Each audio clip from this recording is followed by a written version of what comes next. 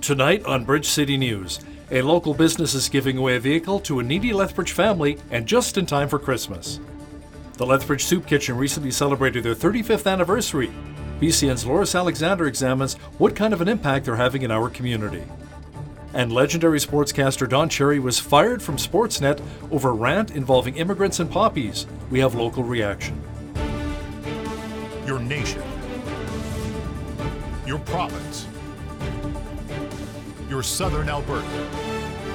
From the heart of Lethbridge, it's Bridge City News with Hal Robbins. Good evening. Thanks so much for joining us. The Lethbridge Soup Kitchen has been serving thousands of meals for 35 years so that families in Lethbridge do not go hungry. BCN's Loris Alexander spoke with the staff at the kitchen today and tells us that compassion is on the menu leading up to Christmas. The Lethbridge Soup Kitchen prepares long before its doors open for a festive dinner on Christmas Eve. The 24th is a big day.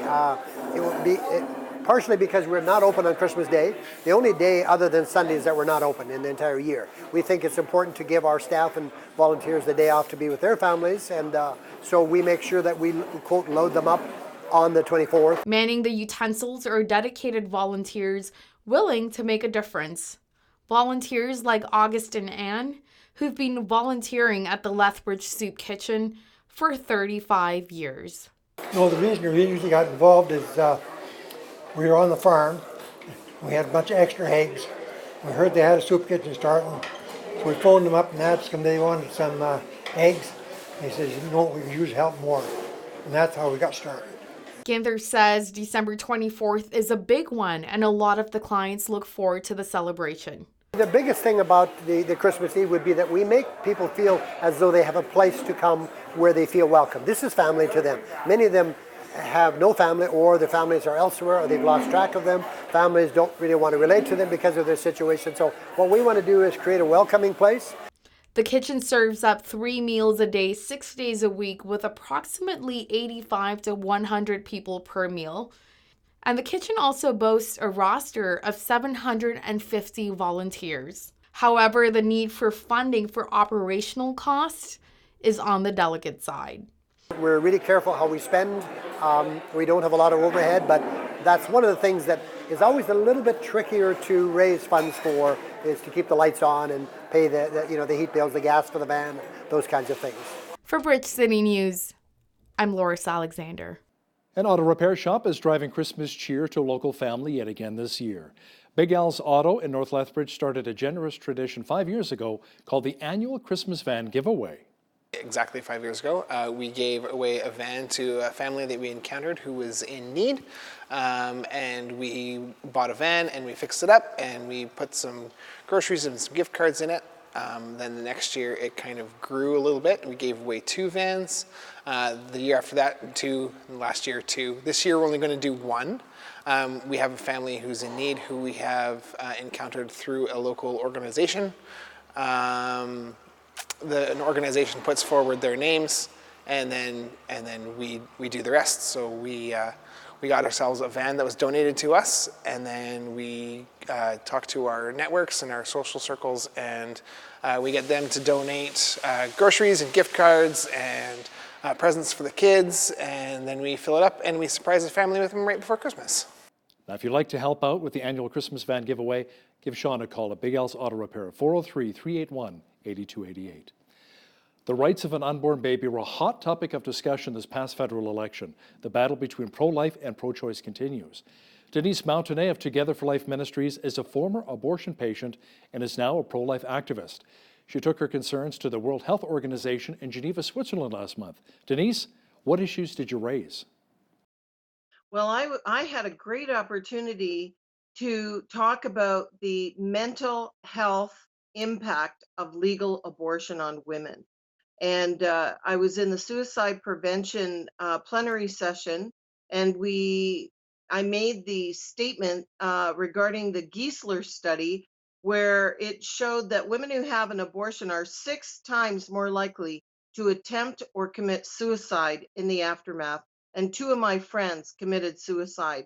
And this was a huge breakthrough at the World Health Organization at the Mental Health Forum. Denise Mountainay with Together for Life Ministries, thanks a lot for joining me today. Thank you so much, Hal. Millions of Canadians gathered at cities across the country yesterday, including here in southern Alberta, remembering those who made the ultimate sacrifice. Veterans who took in a Remembrance Day ceremony in Montreal said the day brings back memories from the years of service. I served from 1962 to 1994, 32 years. It was a marvelous time. I mean, there are periods where you see, like in Syria, things were destroyed. It wasn't very nice when we were there. I was with the United Nations at the time, so the Syrians on one side and the Israelis on the other, and nobody liked anybody over there. So that was pretty heavy. Most of the time I look at it as I was a peacekeeper. I preferred being a peacekeeper than what we are now as peacemakers. We make war now, you know. We're not the same. It's not the same. You know? Well, I don't miss it. Current members of the military also spoke at chilly and snowy Remembrance Day ceremonies around the country, including Major Paul Camo, who spoke in Toronto. Like many nations around the world, we gather together on November 11th to remember and thank the millions of Canadians who traveled far from home to serve our country. By remembering their service and their sacrifice on Remembrance Day, we recognize the significant difference these men and women have made to our democracy, our freedom, and our future. A lot of talk on Remembrance Day was the firing of legendary sportscaster Don Cherry. Cherry went on a rant about those who come to Canada and who do not wear poppies. You people love, you that come here, whatever it is, you love our way of life, you love our milk and honey. At least you could pay a couple of bucks for poppies or something like that. Cherry has gone on record saying he is not sorry. He says he knows what he said, and he meant every word of it. Now, the president of Sportsnet, Bart Yabsley, had this to say in a release. Sports brings people together. It unites us, not divides us. Following further discussions with Don Cherry after Saturday night's broadcast, it has been decided it is the right time for him to immediately step down. During the broadcast, he made divisive remarks that do not represent our values or what we stand for. So we hit the streets today and asked if you thought Sportsnet was justified in firing the 85-year-old sportscaster, Don Cherry. You should judge people based on how they do their work, not really on what they say exactly. Maybe firing was a little over the top, but yeah, maybe if he just got like suspended for something, or yeah, but I don't think he should have gotten fired. In my opinion, I think it's completely outrageous. I think he's telling people to wear poppies and respect people, or respect those who served and who are currently in service. I think that's absolutely ridiculous that they would fire him over something that's so important to Canadians and everybody else, like remembering those who've fallen. And I think Sportsnet is completely in the wrong for doing something like that to him. He's had a reputation of being politically incorrect, which I guess Sportsnet finally said enough. And even though it's a 35-year reputation, one of the best I've ever seen in my life, along with other people I know, he finally just hit the peak, and Sportsnet, I guess, had enough. And I guess if I were to say my opinion on it, I guess Sportsnet had every right to do that if he's been building up a track record for this. Prime Minister Justin Trudeau says Parliament will reconvene on December the 5th. It'll be at that time he will begin laying out new priorities for his minority government. Trudeau met with Conservative leader Andrew Scheer, who actually wanted the House to come back a little earlier on November 25th. We're talking about our priorities this morning of affordability for Canadians, growth for the middle class, and the fight against climate change. And I look forward to discussing those and other issues with Mr. Scheer. I appreciated the meeting. We're a little bit disappointed that the House won't be recalled until the 5th of December. We were hoping for an earlier recall date. The House hasn't sat for almost 5 months now, and there are many important issues. What specifically did you ask for? Well, I spoke to the Prime Minister about the very real crisis that our country is in as it relates to national unity. We have, during the last campaign, we saw Mr. Trudeau campaign by pitting one region of this country against the other. So I spoke about how my proposal of a national energy corridor merited some work and some study to see if that can be implemented, or at least the early work started. Spoke about the need to demonstrate a roadmap for the Trans Mountain pipeline to be completed, to show Western Canadians that there's going to be progress on that. Spoke about helping Canadians get ahead, some of the broad-based tax cuts that we were proposing in the election campaign seem to have found some common ground on things like tax-free maternity and parental leave benefits. Spoke about aspects of our environmental plan that we'd like to see adopted as well. Saskatchewan Premier Scott Moe also met with PM Justin Trudeau recently. Following the meeting, however, Moe said he was quite frustrated. We had proposed very publicly the opportunity to put the carbon taxation policy on pause so that we can move forward to achieve real results in our province and then replicate those results in other areas if other provinces so choose. We put forward a conversation, a commitment to a conversation around having a fair wealth distribution policy in this nation, so that is fair to all provinces, including 3 provinces that have had the lowest GDP growth rate over the course of the last 5 years. Those 3 provinces continue to contribute to the equalization program. And last but not least, to ensure that we have policies in place that allow us to get our goods to market, and not only from Saskatchewan, but from all of our provinces beyond the construction of the TMX pipeline. What we have here is we have a Prime Minister that on election night said he understood those frustrations and he wanted to support the people in the province of Saskatchewan. I came today to hear about what he was going to do differently to support the industries and the people in our province, and I can tell you this, I did not hear that there was going to be anything different. I heard more of the same, and I can tell the people of the province that I represent that I will not abandon the people in Saskatchewan. I will not abandon the industries that create wealth for the people that I represent, and I'll be there very shortly. Dr. Jeffrey Hale is a political science professor at the University of Lethbridge. I asked Dr. Hale recently what it would take for Mr. Scheer or another party leader to bring down Justin Trudeau's minority government. Government has to lose a confidence vote. So they can do that in one of 2 ways. They can either miscalculate, as Joe Clark did in 1979, and not have the votes to pass a measure they call a measure of confidence, or they can deliberately set up a budget or some other confidence vote to challenge the opposition parties to throw them out of office, having polling data that suggests that they can win an election. Watch the entire interview with Dr. Hale discussing how Prime Minister Justin Trudeau will have to work with the other party leaders once Parliament reconvenes on December 5th. That's coming up in the second half of our show. Michael Wagner is a political science professor at the U of A and author of the book Alberta, Separatism Then and Now. Mr. Wagner says the sentiment of Alberta becoming its own country has been growing since the federal election. I asked him what it will take to quell the Alberta separatist movement. If Trudeau was to make some concessions, I think the separatist movement would dissipate to some degree because, as we talked about earlier, so many Albertans are actually dedicated Canadians. And if the federal government was being more favorable to Alberta, they would kind of drift away from the movement. So much of the future of the separatist movement is in the hands of the federal government. Catch the full interview with author Michael Wagner discussing Alberta separation coming up after business news. Alberta's United Conservative Party says it is taking corrective action after some people who tuned in to a live stream of Premier Kenney on Facebook had their comments muted or blocked from the page. Kenney was announcing the creation of a fair deal panel that will examine ways to make Alberta more independent from Ottawa. A spokesperson for the UCP says dissenting comments should not have been moderated. Harrison Fleming says a review of the thousands of comments on the Premier's Facebook page shows a wide range of opinions, including some that disagree with the government. A 41-year-old man from Edmonton was killed yesterday after his truck collided head-on with a semi. Two Hills RCMP say the crash occurred north of Andrew, Alberta at Highway 855 around 8 a.m. on Monday. The semi was traveling north when it hit the southbound truck. Police say the driver of the truck died at the scene. The driver of the semi was taken to hospital with minor injuries. Police continue to investigate the crash. An agreement to widen Highway 1A in our province was reached. The government of Alberta reached a deal with the Stoney Nation to allow the widening of the project to move forward. The stretch of highway will be between Cochrane and Canmore. Total funding for the project will be around $76.5 million. The 2019 budget will cover $26.5 million of that. The province says the widening project will increase the safety of around 2,000 Albertans who travel that stretch of highway every day. The highway has not been upgraded since 1946. According to a new study, more destructive hurricanes are hitting the United States.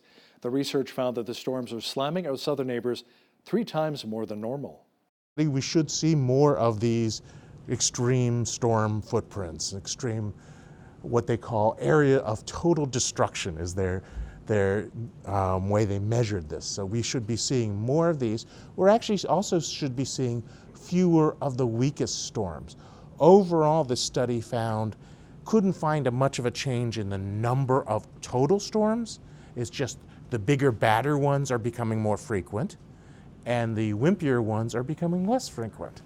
Deadly wildfires were burning at emergency level intensity across Australia's most populous state and into Sydney's suburbs today. The worst fires emerged in the state's northeast, where 3 people have died and more than 150 homes have been destroyed. Water bombers have been seen dropping fire retardant, and a helicopter was spotted dropping water. Of the 85 fires burning across New South Wales, 14 were rated as emergencies and burning out of control. The Israeli military says it has killed an Islamic Jihad commander in an airstrike. The Islamic Jihad confirmed the attack and said that 42-year-old Abu El-Atta was undergoing a heroic act when he was assassinated. Gaza's health minister said a man and a woman were killed in an airstrike at a house and 2 other people were wounded. A short time later, a video from southern Israel showed Israeli defenses possibly intercepting Palestinian rocket fire. The Calgary Stampeders will not be defending their Grey Cup championship at home this season, as the Winnipeg Blue Bombers knocked them off 35-14 over the weekend. Bombers head coach Mike O'Shea says his team never gave up this season. You can't say enough about, their willingness to just keep working at it and working at it and working at it. Because the first day you put a plan in, it doesn't always look great, and you got to just keep plugging away at it. So they took the ball away. It was very effective in the second half, especially. Like I said, I'm really proud of the players and coaching staff for giving it a good run. It wasn't a very good run in the playoffs here because we're out. But I mean, everyone bought in and did everything they could. We wanted to try to make a run at this for the Grey Cup here in our home city, but there was just challenges and we couldn't overcome. One of them obviously is a great football team in Winnipeg, but we felt like we were always just trying to climb. Never quite felt like we could get to the top. Guys never relaxed, played hard, just didn't have enough. Just didn't make enough plays. Good luck next year going out to the Calgary Stampeders. Clouds and warmer today. Some moisture is in the short-term forecast. A complete look at the weather picture is coming up. Well, we had kind of a mixed bag today. Clouds mixed with sun and showers in some areas of southwestern Alberta. Tonight, a few rain showers developing mixed with snow in a low near -3. Tomorrow, mainly sunny with a high expected near 5. Pretty much the same picture on Thursday. Friday, more clouds rolling in with a high of 11. A nice weekend is shaping up. We should have lots of sunshine on Saturday and a high of 9. A mixture of sun and cloud and 15 degrees is expected on Sunday. Monday, slightly cooler with a high near 8. Checking the almanac, the average high for this time of year is 5 degrees and an average low of -7. The highest temperature in this state was recorded in 1999 at 22 degrees, and the record low, a chilly -28 in 1986. Sunrise was at 7:38, sunset at 4:53. Let's see how tomorrow's shaping up across the country now. Expect rain and a high of 11 in Victoria, periods of drizzle and 11 as well for Vancouver. There should be lots of sunshine with a high of 6 in Calgary on Wednesday. Flurries mixed with rain at a high of 5 for Edmonton. Regina should be partly cloudy and -6. Lots of sunshine and -5 for Saskatoon. A mixture of sun and cloud and -6 for Winnipeg. Partly cloudy and -4 for Toronto tomorrow. Clearing and -8 degrees in Ottawa. Just a few clouds and -5 in Montreal. Fredericton, New Brunswick had a freezing warning today. Tomorrow overcast and a high of -5. Halifax had a rainfall warning today. Tomorrow good chance of showers mixed with snow and a high of 2 degrees. Expect flurries of -1 in Charlottetown, PEI. And in St. John's, Newfoundland, rain and a high of 16 degrees for tomorrow. The colder temperatures and snow that has touched many of the prairies in September is causing havoc for farmers in Alberta and Saskatchewan. One farmer northwest of Calgary estimates 25% of his canola crop is still in the ground under layers of snow. Dave Reed, who farms near Cremona, says the crops may have to stay there. The last time he left a crop in the field over winter was back in 1972. Losses this year will be hard to swallow since crop insurance does not kick in until after harvest is actually completed. Meanwhile, in Tabor over the summer, hail destroyed most of their corn crop. The early winter in September also destroyed the sugar beet harvest in the same region. Burger King is introducing a plant-based burger in Europe. It is not the Impossible Whopper, which hit the North American market last spring. Instead, a Dutch company called the Vegetarian Butcher will supply the new soy-based Rebel Whopper that went on sale today at 2,400 restaurants across Europe. The Impossible Foods burger has not been approved for sale in the European Union because it contains genetically modified ingredients. The EU requires testing on such products before they are sold. The Disney Plus streaming service has launched in Canada for $8.99 per month or $89.99 per year. It comes stacked with an extensive library of Disney titles, including The Lion King and Pinocchio. The service will also have Marvel and Star Wars movies. The new service will also offer an array of original TV series, including a live-action remake of Lady and the Tramp. Analysts expect the service to do well at the beginning with its low entry price and coveted library of older movies. The challenge, they say, however, will be to keep those subscribers in the long run. The U.S. Supreme Court is allowing a lawsuit against the maker of the rifle used in the Sandy Hook Elementary School shooting to go forward. The justices rejected an appeal from Remington Arms that argued federal law shields firearms manufacturers from liability when their products are used in crimes. The lawsuit by a survivor and relatives of the 9 victims say Remington should never have sold a weapon as dangerous as the Bushmaster AR-15 style rifle. It also alleges Remington targeted younger at-risk males in marketing the weapon. Huawei is paying its workers bonuses as thanks for helping the Chinese tech giant cope with U.S. sanctions. A company memo circulated on social media says 90,000 employees will share around $285 million, which works out to about $3,000 each. Huawei's 180,000-member workforce will also get an extra month's salary. Now, here's a look at today's markets. The TSX was up almost 27 points today to 16,909. The Dow finished even on the day to 27,691. The S&P 500 was up almost 5 points to 3,091, and the Nasdaq was up almost 22 points to 84.86. Oil was down 8 cents on the day to 56.78 per barrel. Natural gas was down 2 cents to 2.62. Gold was up 23 cents to 14.5658 per ounce, and silver was unchanged at 16.77 per ounce. Wheat is at $229 per metric ton, barley's at $227, canola's at $4.64, and corn is at $277 per metric ton. Live cattle was down 13 cents to $119.98. Feeder cattle was up 23 cents to $148.23, and lean hogs were up $1.43 to $65.68. The Canadian dollar was unchanged at 75.57 US.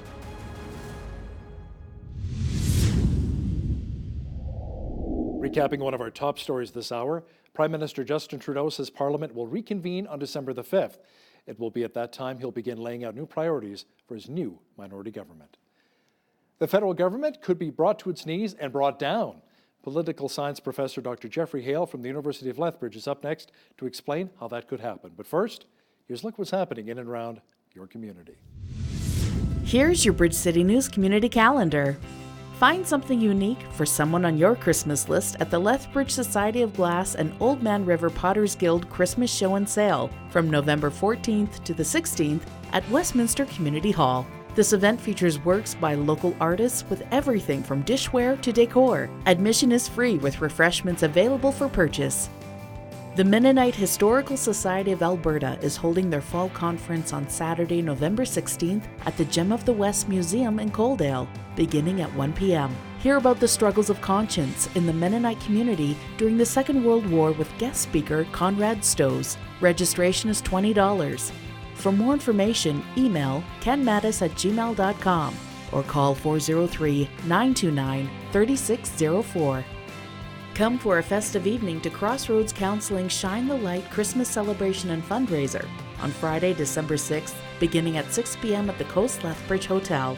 Enjoy a full-course dinner, a silent auction, and live musical entertainment featuring the Freedom House Choir, West Side Choir, and the Evangelical Free Church Praise Choir. Tickets are $50 per person and can be purchased at the Crossroads Counseling Office.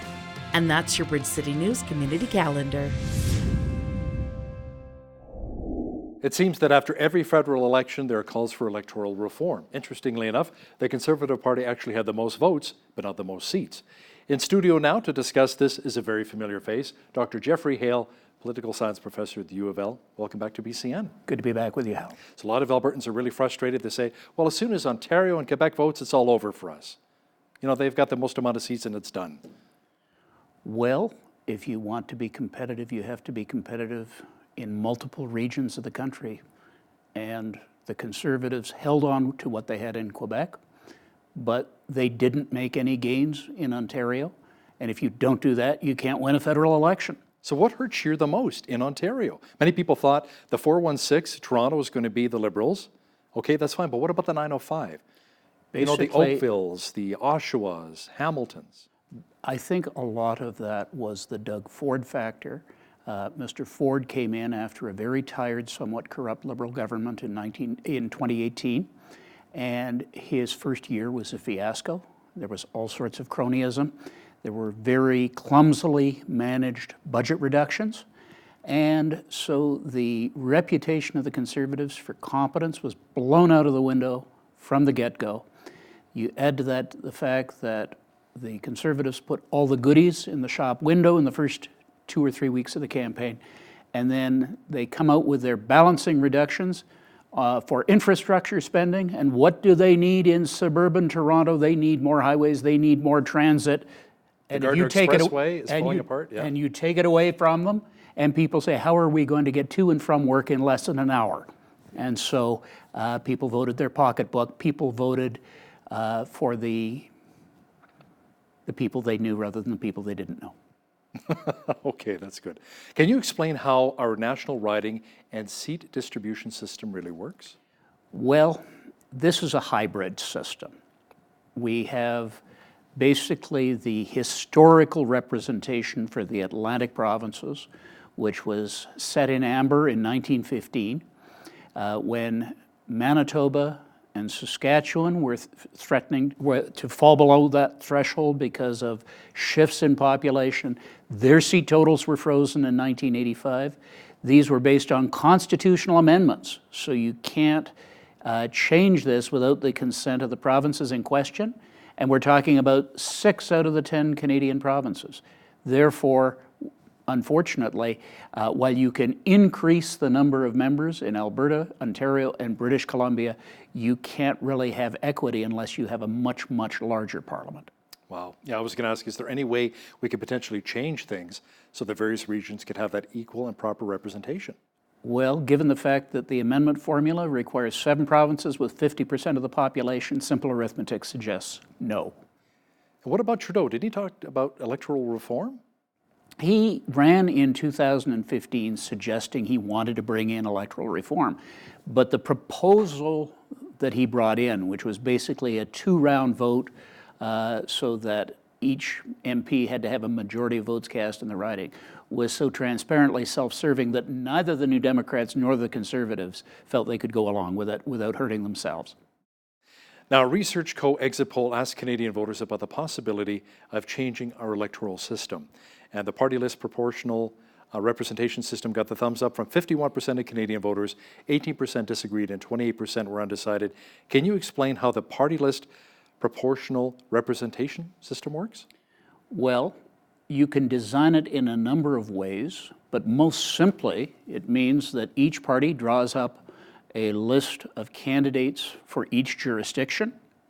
In Canada, that would mean each province has its own list because we are still a federal country. And the percentage of the vote that you get in that province or territory is the percentage of the seats you get after adjustments for a minimal threshold, 4%, 5%, something like that. Now, there's also that mixed member proportional representation. I understand you were mentioning a bit of a hybrid system. If Canada would have that mixed member proportional representation system, how would that really have affected the election outcome?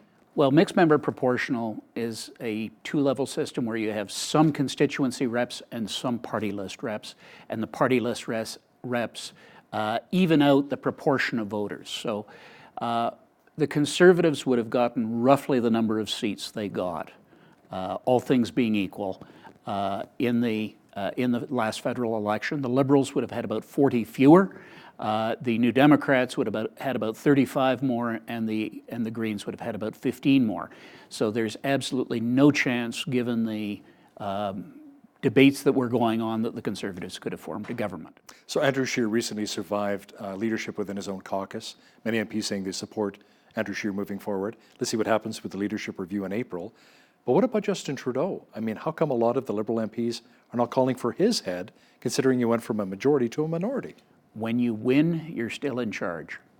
And bottom line is, he exceeded expectations in the election after, in effect, running down the brand for the year before that. And when you win, forgiveness comes first. Teamwork comes first. Parties that tear themselves apart, be in government, be in opposition, tend to lose the next election. Like it says in the Bible, right? A kingdom divided against itself cannot stand. How about the NDP and Jagmeet Singh? He lost 15 seats, yet on election night, I saw him jumping up and down, and everybody was celebrating. Well, they were expecting to be wiped out in Quebec, and they were taken down to 1 seat, but they hung on to the furniture in British Columbia, Manitoba, and Ontario, and so while they didn't meet the expectations they had worked up during the campaign, they were better off than when they started at the beginning of the campaign. Because the Liberals were shut out of both Alberta and Saskatchewan, how much will this hurt the prairies, do you think? Well, the federal government cannot run against a region of the country for 4 years without creating huge problems for itself going down the road. The Liberals were averaging 13% across the prairies. So Mr. Trudeau has to show that he can come up with some national compromises. That probably means building Trans Mountain, if his lawyers ever show up in court. It means implementing the carbon tax. That was the original trade-off. January, we can look forward to seeing that here in Alberta. Yes. That was the promise. And Mr. Kenney showed that he recognized that was coming by bringing in his large emitter carbon tax, which he calls something else, at $30, not $20, which he had talked about in the campaign. So he knows that's going to be the price. He knows that most of that amount will be rebated to ordinary citizens, more so if you're not driving a gas guzzler. And so he's taken that into account. There seemed to be a lot of divisiveness this last federal election. The country seems more divided now than ever before. We see Wexit, coming on strong right now. They've put their papers in through Elections Canada. They want to be recognized as an official federal party here in Canada. What is needed to bridge that divide between Ottawa and the prairies? Well, it's not just Ottawa and the prairies. Quebec is in its own reality and has been increasingly so the last 15 years. And British Columbia has several different realities, depending on which part of the province you're talking about. That's so true, because the mindset of people in the Okanagan is so much different from the people on the Lower Mainland and the island. Absolutely. There's at least 4 different markets in British Columbia. Core Vancouver, the island and the coastal region, the interior, and then the outer Vancouver suburbs. And they all voted different ways during the election. Now, how about a party-less proportional representation system? How would that really have affected the election outcome? It is hard to say, because we don't know, first of all, what the threshold to get elected is, and we don't know how many unchained egos in each of the parties would try to blackmail their way up to the top of the list by threatening to form their own parties. This is what has happened in a lot of other countries. You have people playing the game in order to position their own faction to get seats in whether as small parties or as multi-party coalitions. And so you have a lot more backroom deals between politicians and parties. And if you're looking for accountability, whether for party leaders or for local members to actual real voters, party list systems don't give it to you. Why do you think it is that Prime Minister Justin Trudeau said, he's went on record to say that he doesn't want to form a coalition with another party? He's willing to work with the other parties. I think that's an entirely sensible thing to do. That way he's Prime Minister. He hasn't mortgaged his program to any one political party, but he can, like Stephen Harper before him, bring some proposals in that will get Conservative support, other proposals in that will get New Democrat support, and try to establish or re-establish the Liberals as a center party and not an ideological party of the left. And that's the only way that the Liberals can continue to govern the country without destroying national unity. Do you think the Liberals can last 4 years, or are we looking at more like 2 years till we see the next election? Historically, it has been closer to 2 years during minority governments, but Mr. Harper lasted 3, or almost 3, between 2008 and 2011. Explain to our viewers exactly, Dr. Hill, what it takes to bring down a government. Government has to lose a confidence vote. So they can do that in one of two ways.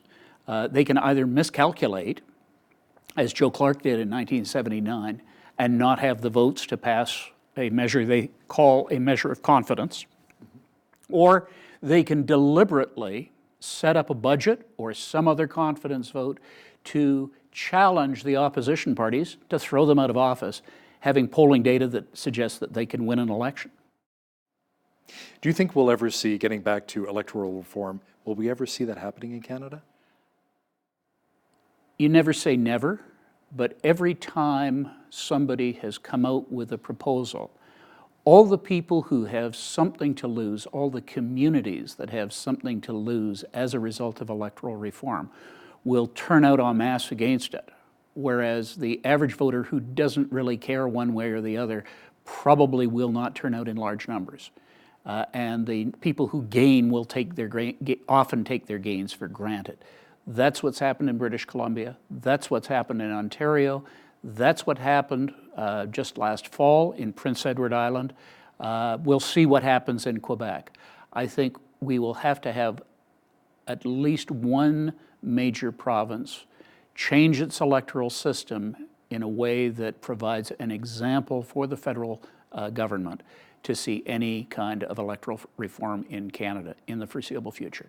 How much of a role do you think expats and recent immigrants to Canada played in the last election when it comes to their votes? I haven't seen any data on recent immigrants, but the expatriate vote, I'd have to look at the numbers to see how they are calculated by the returning officers. Do most countries in the world allow expats to vote, or is that kind of rare? There are about 90 countries in the world that do allow expatriates to vote, but there's a lot of different rules. You can have a situation like France and Italy have, where expatriates actually elect their own members of the national legislature. You can have a situation where they can cast mail ballots for a limited period of time, where they have to show up at an embassy or a consulate to vote, or they can have a time-limited right to vote. The federal Conservatives brought that in before 2015. The courts threw it out, so I don't think we'll see that here.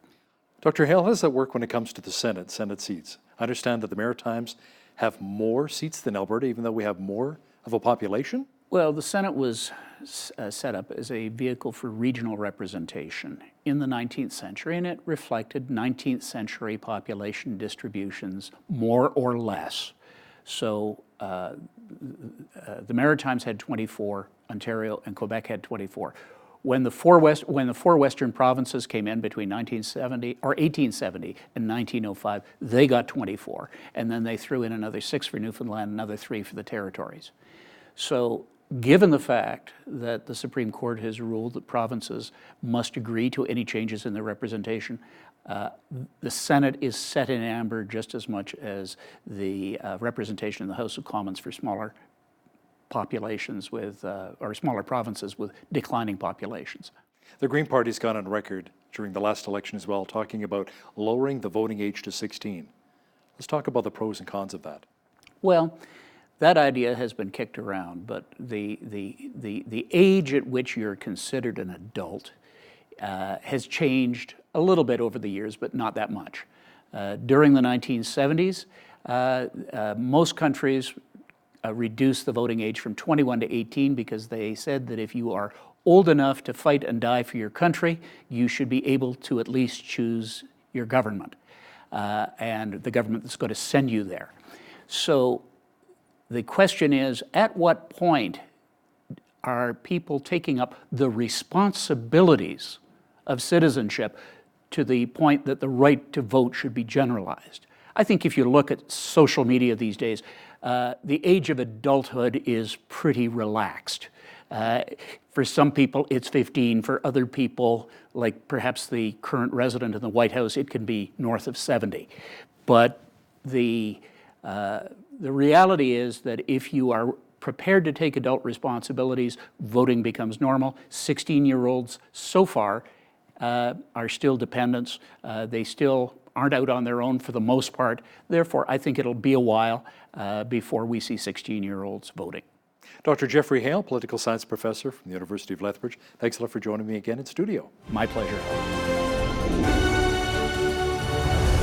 In the aftermath of the federal election, there has been a dramatic increase in the number of Western Canadians calling for separation from Canada. The day before the election, the Facebook group VoteWexit.com had about 2,000 members, but by Tuesday evening, membership was over 165,000 members.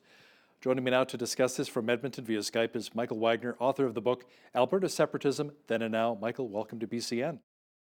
Thank you for having me.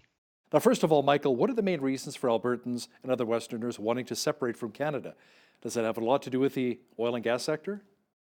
Yeah, that's primarily the main reason. I mean, Alberta would like to get more pipelines to get its oil to market. And the current federal government of Justin Trudeau has taken actions to prevent various pipelines, such as the Northern Gateway and many believe the Eastern Pipeline as well. There are pipelines. These were pipelines that were necessary for Alberta to be able to develop its oil resources and get them to market. And so without those pipelines, there'll be less economic development, therefore less jobs and less prosperity in Alberta.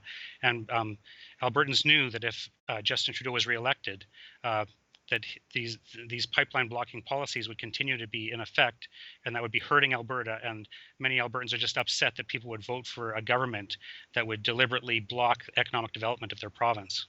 Well, it's interesting too, yeah, because you've got the federal government, Justin Trudeau, buying the Trans Mountain Pipeline expansion for $4.5 billion, but at the same time, Bill C-69, or as Kenny refers to it, the No More Pipelines Act. So one doesn't really work with the other. Yeah, he's got a bit of a contradiction in his policy. I mean, even the environmentalists are concerned about him continuing with the Trans Mountain Pipeline. He's trying to say that you can have economic development and environmental friendly policies at the same time, which is probably true. But the way he's doing it, he's making both sides angry because he's not allowing enough pipelines to go through for the Alberta perspective, but he's even allowing one is too many for the environmentalists.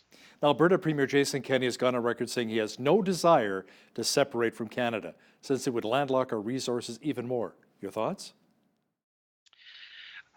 Well, I don't know that it would landlock our resources more because from my perspective, you know, the demand for oil seems to be increasing every year. And as far as they can tell, that demand is going to continue to increase.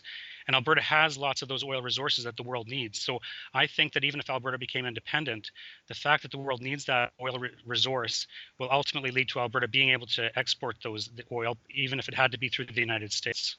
Can you explain the difference between separatist groups like Alberta Freedom Alliance and others like Wexit Alberta? Yeah, after the 2015 federal election, Albertans in different parts of the province began to be concerned about the direction of the country, and different ones started forming groups separate that would try to register a separatist party for the 2019 provincial election. So the Alberta Freedom Alliance was one of those attempts. It was formed early in 2018. It tried to get a party registered, but it couldn't get enough signatures that was required. So right now it's just a non-party organization. Wexit Alberta is also trying to become a provincial separatist party that would be able to run candidates. And if they don't get enough signatures, they plan to run a sufficient number of candidates would allow them to be registered. That's also what the Alberta Independence Party was able to do for the 2019 provincial election. So there are a number of different groups kind of pursuing the same goal, but not working together. And I think that Wexit, the idea that Peter Downing of Wexit has is to try and bring these groups together, because if there needs to be only one separatist provincial party, otherwise they're competing with each other and they're undermining their own work. Now, compared to the separatist movement from the 1970s and 80s, would you say there's even more of an appetite to separate now compared to back then? Well, in one sense, I would say there's more, and that is that I think that separatism is a more viable option because if you remember back to the 1970s and the conflict between Premier Peter Lougheed and Prime Minister Pierre Trudeau, there was a lot of conflict between them over the oil industry, and yet the surveys that were done at that time, support for separatism was generally always in the single digits, like 6 or 7%. After 1980, with the National Energy Program, since then, there's been consistent polling where separatism has support of at least double digits, like in the teens or even 20 or 25%. So I think there's been a change in Alberta's political culture as a result of the National Energy Program, so that separatism is a more viable option and more viable option, and people are more willing to look at it now than they were before that time. So for that reason, I think there's more likely, like people are more likely to support it now than then. The other thing that's changed since then was the 1998 Supreme Court reference decision on the secession reference decision about Quebec, where the Supreme Court created a pathway for provinces to be able to pursue separation. So there's a couple of advantages now that's a significant advantage that the separatist movement has now that the separatist movement in the 1980s didn't have. And so in that sense, it makes separatism more credible today than it was back in the early 1980s. Now, a lot of these separatist parties, are we talking about just Alberta separation, or are we maybe teaming up with Saskatchewan, Manitoba, maybe even BC, bring them along for the ride? Yes, I think the ultimate goal for these separatist groups is broader Western Canadian separation. It makes a lot more sense to have BC, Saskatchewan, and Manitoba together with Alberta.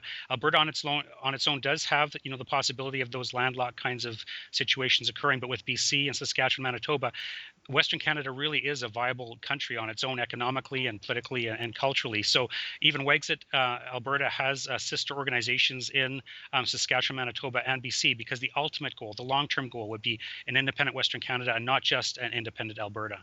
So how would you actually go in separating from the rest of Canada? What would that take legally and politically?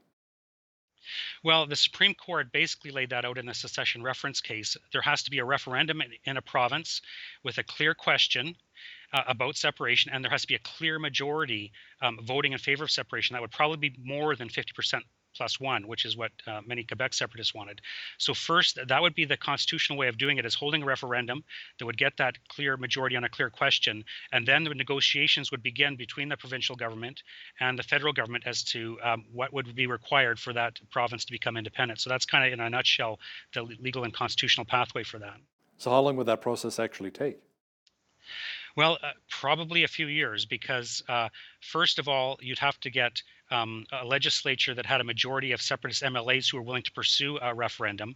So in Alberta's case, the next provincial election in 2023, if a majority of separatist candidates were elected, they could hold a referendum. It would probably take a year or so before they could hold a referendum. And assuming that when that passed, then there would be the process of negotiation with the federal government. It's hard to predict how long that would take, but it would, it wouldn't be a short process because there are so many different factors that would have to be taken into consideration.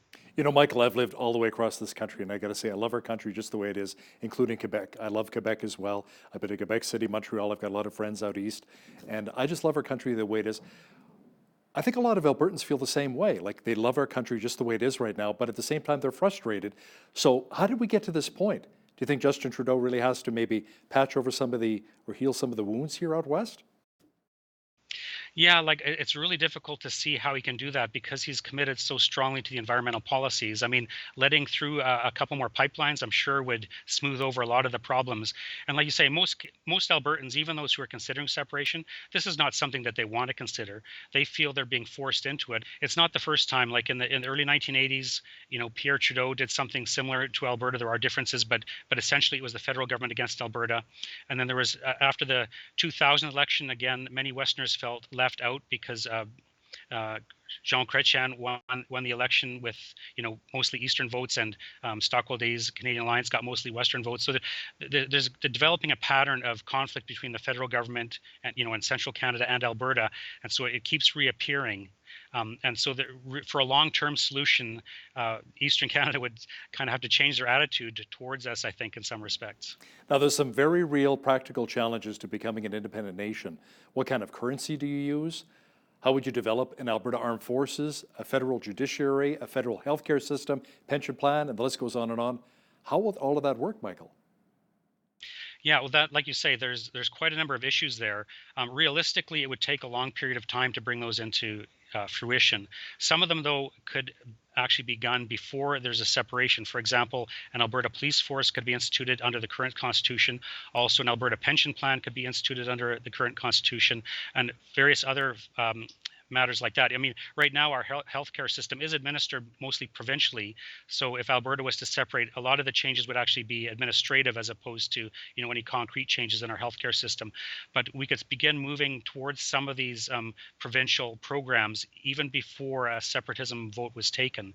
And like this would show that Alberta has the capacity to handle these kind of things. So it would actually be wise to move in that direction, just to show that Alberta could do these things, before further action was taken.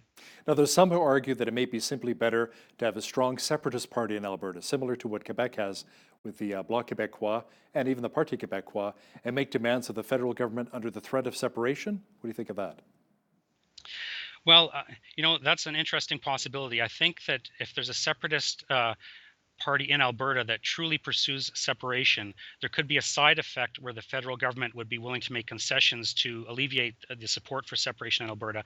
But I think I don't think like going to the federal government and saying do this for us or we'll separate. I don't think it would be wise to do it that blatantly. But for separatists, for Albertans who do support separatism, to support a separatist party, and then maybe in the meantime the federal government will try and make concessions. But the goal of the party itself has to be separation, because if the federal government sees a separatist party as just kind of a negotiating tactic, it would be very easy for them to dismiss the separatists that way. What would you like to see when it comes to equalization payments? You want to see a few changes there as well? Well, you know what? Like the idea of equalization is not a bad idea in and of itself. The idea of a wealthier part of the country, providing money so that people in other parts of the country can have equal services, that's not a bad idea in and of itself. I think one of the main reasons that equalization is so controversial right now is because the province that's receiving the vast majority of the equalization, Quebec, is also taking an active part in trying to prevent the development of Alberta's oil resources, which are the source of the funding for the equalization. So it seems kind of hypocritical for the people who are benefiting the most from it to oppose where the money's coming from.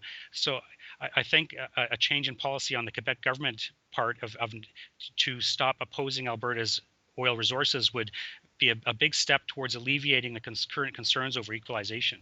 Would you like to see a change in the way political seats are distributed in Canada? Just 2 cities alone, Toronto and Montreal, have more seats, more representation than the entire province of Alberta. Yeah, the fact that those cities and those areas have so much more power in the federal government certainly works against Alberta's interests. However, our political system is based on representation by population, and that's where the population is. So realistically, in a democratic situation, a democratic country, I don't think it'd be possible to change how the seats are distributed in a way that would be favorable to Alberta, just because we do want the people, the areas with the most population to have the most votes, because the basic principle of one person, one vote is the basis of the democratic system. What does Alberta Premier Jason Kenney need to do to give Alberta a proper place in federation? Well, I think the strongest thing that he could do is something that he's already ruled out, and that is to hold a referendum on independence. I think if he held such a referendum and there was substantial support for it, that would give him a very strong negotiating power in dealing with the federal government and getting a better deal for Alberta. But so that would be what he could do to do that, but I don't think he's willing to do that. It's quite a drastic step from his perspective. Michael, where do you see the Alberta separatist movement going in the next 5 to 10 years? Well, so much of that would depend on the political circumstances. I think if things continue in the current direction and Prime Minister Justin Trudeau is not willing to make any concessions to Alberta, I'm certain that this movement is going to continue to grow and have more influence.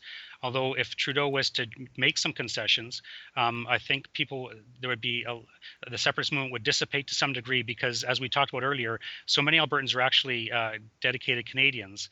And if the federal government was being more favorable to Alberta, they would kind of drift away from the movement. So much of the future of the separatist movement is in the hands of the federal government.